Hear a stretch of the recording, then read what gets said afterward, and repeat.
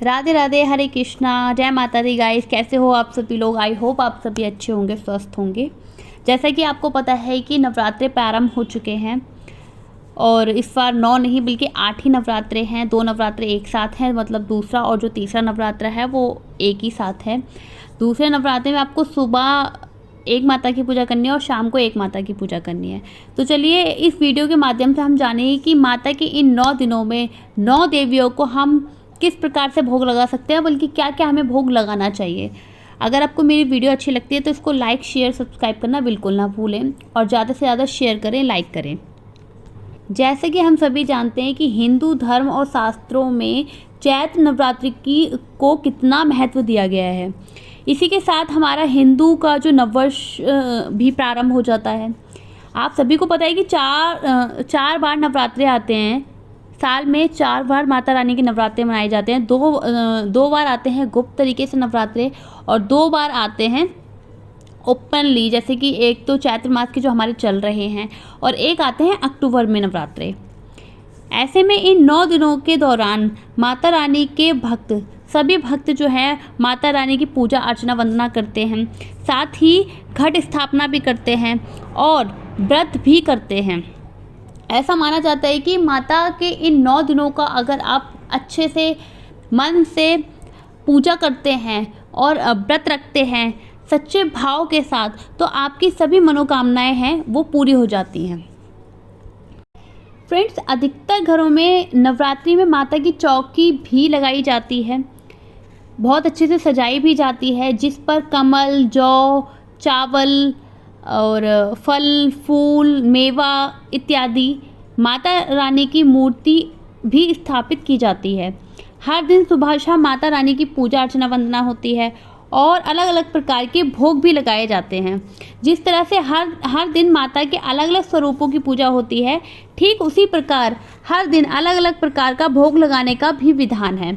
ऐसे में चलिए जान लेते हैं कि 9 दिनों में कौन सी माता को कौन सा भोग लगाना चाहिए। इस वीडियो के माध्यम से आप यह जानकारी प्राप्त करेंगे। अधिक विलंब न करते हुए वीडियो को शुरू करते हैं। आपको इस वीडियो के माध्यम से 9 दिन माता रानी को क्या क्या भोग लगाना चाहिए ये पता लगेगा। देखिए फ्रेंड्स, पहला दिन होता है माँ शैलपुत्री का।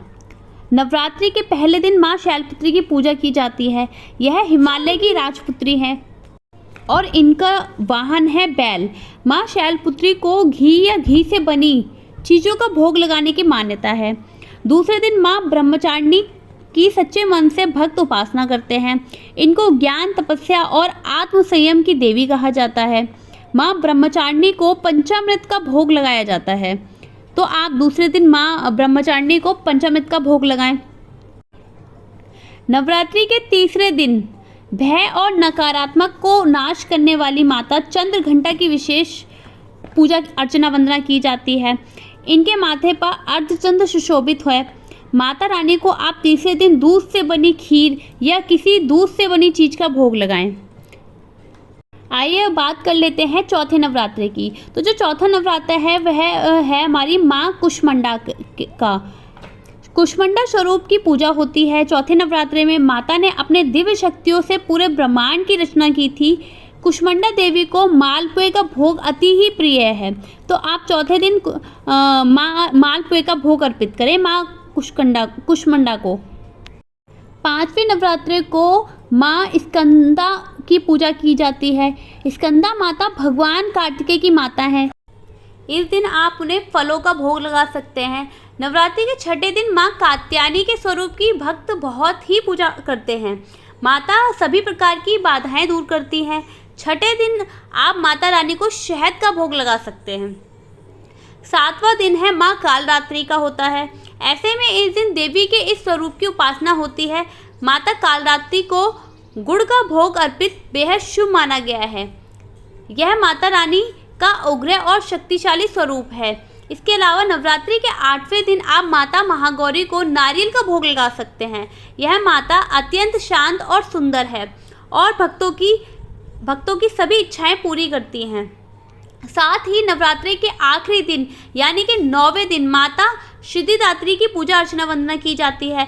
माता सभी सिद्धियों को प्रदान करने वाली देवी मानी गई हैं। इस दिन आप माता रानी को हलवा, पूरी, खीर का भोग लगा सकते हैं। तो आप भी नवरात्रि के इन 9 दिनों में माता रानी को अलग अलग दिन अलग अलग भोग लगाएं। आइए अब इसी के साथ हम जान लेते हैं कि नवरात्रि के व्रत में हमें क्या खाना चाहिए और क्या क्या नहीं खाना चाहिए। देखिए फ्रेंड्स, नवरात्रि के व्रत में हमें क्या क्या खाना चाहिए। नवरात्रि के व्रत में आप सेब खा सकते हैं, केला, पपीता, अंगूर, अनार, सिंघाड़े का आटा, कुट्टू का आटा, आलू, शकरकंदी, मखाने, दूध, दही, सेंधा नमक, घी, जूस और नारियल का पानी, इन सभी चीज़ों का आप सेवन कर सकते हैं। वैसे तो कहते हैं कि नमक जो है, नमक खाने से हमारे जो व्रत है उसका जो फल है वह 50% ही हमें मिलता है। तो आप जितना ज़्यादा हो सके नमक को अवॉइड करें, चाहे वो सेंधा ही नमक क्यों नहीं है तो नमक ही, लेकिन आप पूरी कोशिश करें कि आप नमक अवॉइड कर सकें। नमक आपको नहीं खाना है किसी व्रत में। नमक का जो वर्णन है वो किसी व्रत में नहीं बताया गया है, नहीं खाना चाहिए। और आप जितना से ज़्यादा हो सके उतना मीठे का सेवन करें। मतलब आप मीठी खीर ले सकते हैं और साबूदानी खीर ले सकते हैं, मीठा कुछ भी ले सकते हैं। मीठे आलू खा सकते हैं, शकरकंदी खा सकते हैं, मखाने की खीर ले सकते हैं। तो जितना ज़्यादा हो सके आप मीठे का ही सेवन करें, नमक का सेवन ना करें, क्योंकि नमक खाने से आपका जो व्रत है वह सिर्फ 50% रह जाता है। कहने का मतलब है कि 50% ही आपको उसका फल मिलता है। चलिए फ्रेंड्स, अब हम बात कर लेते हैं कि हमें नवरात्रि के व्रत में क्या क्या नहीं खाना चाहिए।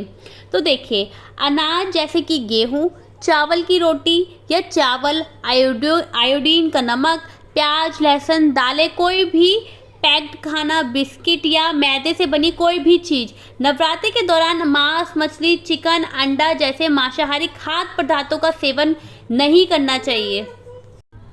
नवरात्रि के दौरान आप जो बर्तन वगैरह इस्तेमाल कर रहे होते हैं पहले, जैसे कि जिसमें आप प्याज, लहसुन वगैरह भी बना चुके हैं, तो नवरात्रि के व्रत के दौरान या किसी भी व्रत के दौरान आप उन बर्तनों को भी अलग कर दीजिए, चेंज कर दीजिए, तो ही बेहतर रहेगा।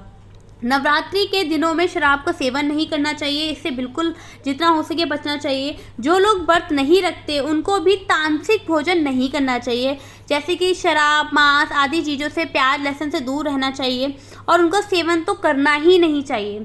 तो व्रत के दौरान आपको क्या खाना है, क्या नहीं खाना, आई होप आपको इस वीडियो से पूरी की पूरी जानकारी प्राप्त हुई होगी। फ्रेंड्स, अब हम जान लेते हैं कि नवरात्रि में भी हमें क्या क्या काम नहीं करने चाहिए। मतलब ऐसे कौन से काम हैं जिन्हें करने से हमें अपराध मिलता है।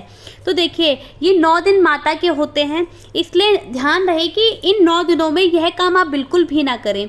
माता के 9 दिनों में आप बाल और नाखून ना कटवाएं, घर को खाली छोड़कर या बंद करके ना जाएं। देखिए फ्रेंड्स, आप लोग व्रत रखते हैं, माता की उपासना करते हैं, चौकी लगाते हैं, जोत जलाते हैं। कहते हैं कि जोत को कभी भी अकेला छोड़ के नहीं जाना चाहिए, इसलिए कभी भी घर को खाली छोड़कर या प्रॉपर बंद करके नहीं जाना चाहिए। 9 दिनों तक नींबू ना काटें।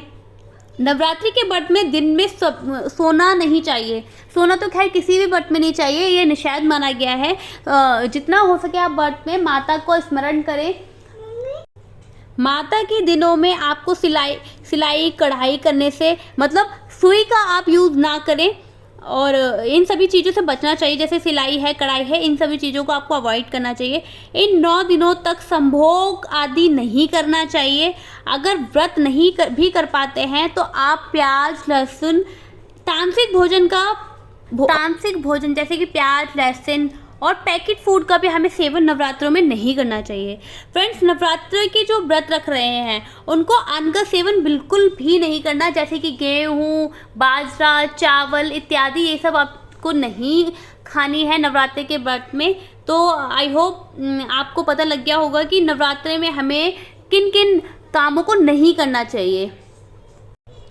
फ्रेंड्स, अभी हमने बात की थी कि नवरात्रों में हमें क्या क्या करना चाहिए, क्या क्या खाना चाहिए, माता रानी को किन किन चीज़ों का भोग लगाना चाहिए। आइए अब बात कर लेते हैं कि माता रानी के दिनों में हमें जो लोग भी व्रत कर रहे हैं उनको किन किन सब्जियों का सेवन नहीं करना चाहिए और किन किन सब्जियों को आप खा सकते हैं।